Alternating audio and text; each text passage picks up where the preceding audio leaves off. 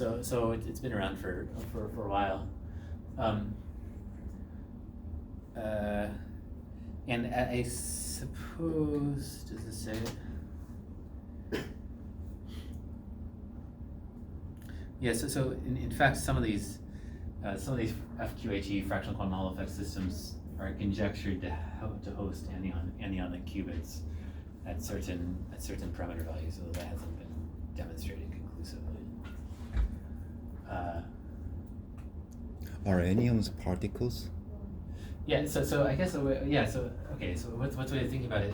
An anion is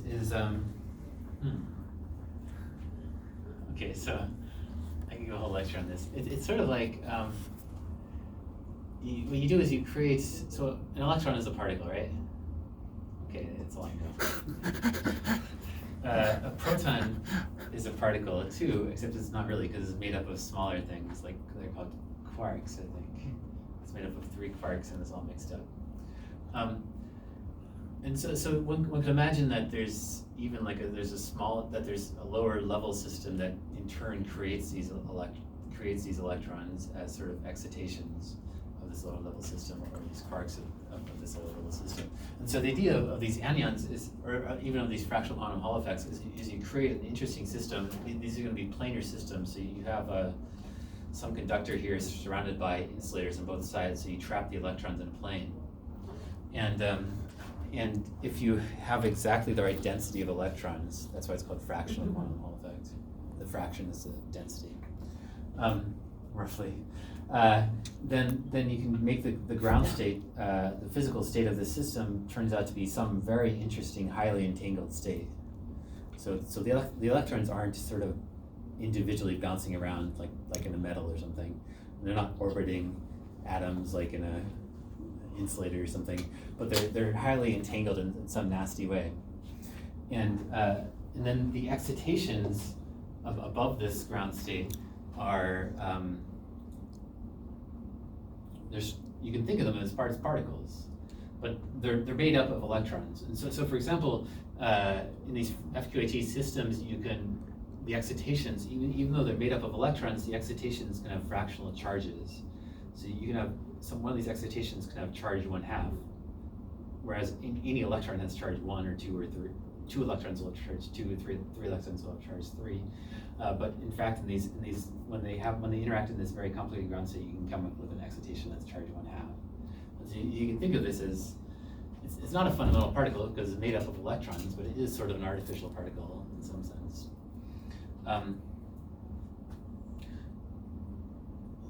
Yeah. I don't know. That's a very high-level picture, I guess. So why is it theoretically shown to have better error rates? Oh yeah. So the idea there is this. I guess both of these were sort of so anion refers to the fact that there's bosons and there's fermions and anions. So ani means 80. So a boson, when you switch 2 of them, you leave the sign of the wave function unchanged. So the wave function is symmetrical under interchange. Whereas a fermion, like electrons, the wave function is antisymmetric under exchange. And one can argue that's the only possibility, because if you take 2 particles and you switch them twice, you got to come back to where you started. So you either pick up a 1 times 1, or you can pick up a minus 1 times a minus 1. So you should come back to where you started. So you only have bosons and fermions. So imaginary number. But for anions, what we do is, if you have particles in a plane, that's not true anymore, because if you switch a particle once, and then you switch a particle a second time. So if I have 2 particles and I swap them like this once, and then I swap them like that a second time, they don't have to go back to where you started, because now in 2 dimensions. So in 3 dimensions, if you do this, topologically swapping them twice is equivalent to doing nothing, because you can continuously deform this into this and this and into which you're not doing anything at all. But in 2 dimensions, you can't do that, because if you send one particle around the other, there's no way of topologically moving them, deforming that closely, so it's just sitting alone. And so possibly that is something different. And so that's why it's called anion, because not only can you have a phase of plus or minus 1, when you wrap one guy around another, you can actually have a complex phase or something. And even more interesting is you can actually have a higher dimensional space, and you can do it like an actual gate when you like a 1 qubit gate or something when you send one particle around another. High dimensional space is it's not 2D anymore. Well, so if all I had was a bunch of electrons, then the ground state would be one dimensional. It would be some antisymmetric state between all these fermions. But when I have a bunch of anyons, the ground space can actually be higher than 1 dimensional, so you can actually put information into it. And then when you wrap one particle around another, that's called braiding. You apply non-trivial quantum unitaries to the ground space. And so this is okay. So it's called, this is topological because the way you do operations is you send one guy around the other guy. You braid them. Okay, and that's also sort of why people think that it might be potentially maybe lower noise rates, because it's not like it's a different kind of operation, right? So if you have an atom like this and you shine laser light to drive a transition between these two levels, you're sort of always going to have some sort of level of noise, because you won't run, the laser will be sort of off, you won't run it for the right amount of time, who knows what could count, any number of things could go wrong. So you'll just be off by sort of like epsilon, and your goal will be to make epsilon as small as possible. But when you do these kinds of operations, when I have a two-dimensional ground space and I send one particle around another, like that, there's no reason that you can't have epsilon errors, because the operation comes from the topology of the diagram. As long as you keep these particles separate, I mean, if the particles are collided into each other, who knows what happens? But as long as you keep them separate from each other, the operation we say it's topologically protected, because there's nothing close to it that you can get to. That's the idea. Basically, people expect that the error rate should drop exponentially as the temperature goes to 0.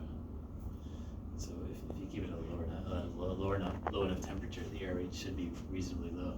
But this is a really active area of research, exactly understanding what the error model should be, and what the error rates will be, if it works out at all. But there's some hope. And that's cool. I mean, it's cool that there's substantial resources being looking into this, because it's good physics, if nothing else. I mean, it's really cool to think about these fractional quantum Hall systems, or these analytic systems, or these topological insulators. It's pretty interesting that you have the ground states are these extremely interesting entangled states. Okay, so what do I have here? Right, so I obviously just stole these pictures. Right, so this just explains, for different kinds of technologies, NMR, ion traps, and so on. It gives you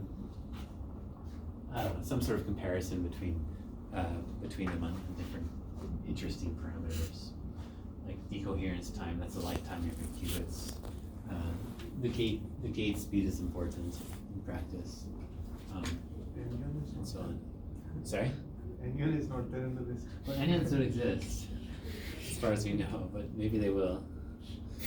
So whatever work that right now is going on is just theoretical. Well, I don't know. I mean, if you look at you can Google up things where they give they're fairly open about at least some of their expected details. So let's see.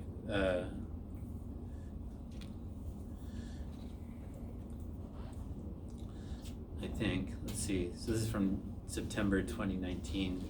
Optimizing Clifford J generation. Yes. So if you click on one of these papers, you can sort of see the parameters that they're looking at. So this is Microsoft Station Q in Santa Barbara, and Microsoft Quantum in Redmond. Right, so they go into a fair amount of detail. This is their architecture. So each of these are superconducting wires, topological superconducting wires, whatever that means. Fancy. This is a superconductor, and so this I don't know, I could explain this if you care, but I should give a lecture then. So this is called an island, and it has six of these anions on it, and that gives you a 4-dimensional space, so that gives you actually 2 qubits. Is this a model or it's like experimental set? Oh, sorry, yeah, this is supposed to be experimental, so this is supposed to be, it's not to scale, but this is supposed to be the top of a 2-dimensional picture. I think these directions are much longer than this direction. Maybe these wires have to wrap around or something because they're too long, but something like this. And the way you do operations is you turn on and off interactions here, so these are gates. And they probably talk about the noise rates even. So they have pictures on the different geometries they're considering. I don't know what else they have. What was the question? Just. I was just curious, like experimentally, what exactly has been done in this field? Yeah.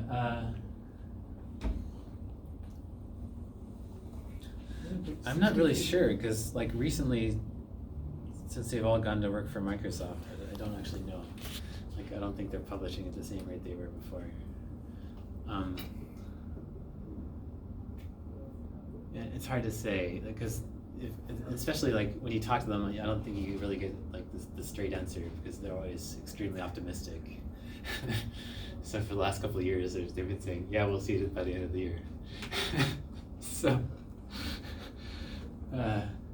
So obviously we haven't seen it by the end of the year for the last couple of years.